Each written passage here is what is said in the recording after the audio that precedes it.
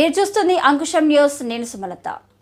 గాంధీ కుటుంబానికి వారి ప్రాణాల కంటే ప్రజల మీదనే అభిమానం ఎక్కువ అని, అందుకే ప్రాణాలను సైతం లెక్క చేయకుండా ప్రజల కోసం పనిచేశారని ధర్మపురి శాసనసభ్యులు ప్రభుత్వ విప్ అడ్లూరి లక్ష్మణ్ కుమార్ అన్నారు. పెద్దపల్లి జిల్లా ధర్మారం మండల కేంద్రంలో రాజీవ్ గాంధీ పుట్టినరోజు వేడుకలను కాంగ్రెస్ పార్టీ అధ్యక్షులు గాగిరెడ్డి తిరుపతి రెడ్డి ఆధ్వర్యంలో ఘనంగా నిర్వహించారు. స్థానిక అంబేద్కర్ చౌరస్తా వద్ద జరిగిన వేడుకల్లో ప్రభుత్వ విప్ అడ్లూరి లక్ష్మణ్ కుమార్ తో పాటు కాంగ్రెస్ నాయకులు కార్యకర్తలు పెద్ద ఎత్తున పాల్గొన్నారు.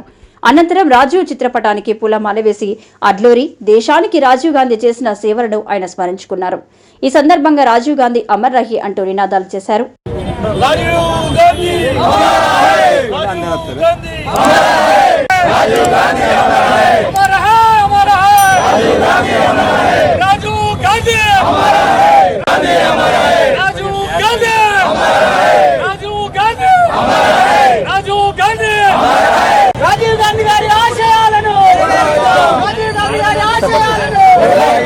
అనంతరం కేక్ కట్ చేసి కార్యకర్తలకు ప్రజలకు పంపిణీ చేశారు.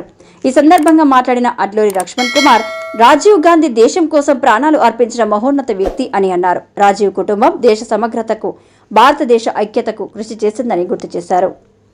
స్వర్గీయ శ్రీ రాజీవ్ గాంధీ జయంతి సందర్భంగా ధర్మారం మండల కాంగ్రెస్ పార్టీ ఆధ్వర్యంలో ఏదైతే దేశం కోసం ప్రాణాలు అర్పించినటువంటి మహోన్నతమైన నాయకుడు శ్రీ రాజీవ్ గాంధీ గారు, రాజీవ్ గాంధీ గారి యొక్క కుటుంబం అంతా కూడా ఈ దేశ సమగ్రతకు, ఈ భారతదేశ ఐక్యతకు, అన్ని వర్గాల ప్రజలు మంచిగా ఉండాలని చెప్పేసి ఆ రోజు దేశం కోసం ప్రాణాలు లెక్క చేయకుండా స్వాతంత్ర్యం కోసం పోరాడినటువంటి శ్రీ పండిత్ జవహర్లాల్ నెహ్రూ గారు కానీ, ఇందిరాగాంధీ గారు కానీ, అదేవిధంగా రాజీవ్ గాంధీ గారు కానీ భారతదేశంలో అన్ని వర్గాల ప్రజలు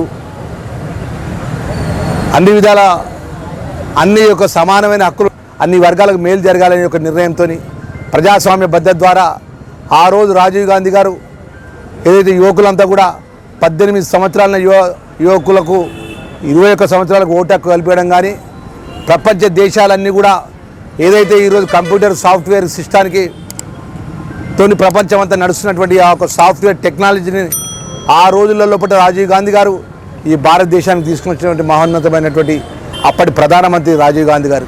రాజీవ్ గాంధీ గారిని ఏదైతే మద్రాసు దగ్గర ఉన్న పెరంబుతూరులో అతి దారుణంగా మానవ బాంబుతోని ఆ మానవ బాంబుకున్న ప్రమాదం ఉన్నదని చెప్పి కూడా అప్పుడు మద్రాసులో జరుగుతున్నటువంటి మీటింగ్ ముందు ఇంటెలిజెన్స్ అధికారులు, పోలీస్ అధికారులు హెచ్చరించినా కూడా నా ప్రజలు నా ముఖ్యము, నేను ఆ ప్రాంతానికి సంబంధించిన ప్రజలకు నేను వస్తాను మాట ఇచ్చిన, ప్రజల యొక్క సమస్యలు తెలుసుకోవాలి. అప్పుడున్నటువంటి ఎన్నికల ప్రచారంలో భాగంగా రాజీవ్ గాంధీ గారు ప్రాణాన్ని లెక్క చేయకుండా కూడా అక్కడ పోవడం జరిగింది. మానవ బాంబుతోని వారు చనిపోవడం జరిగింది.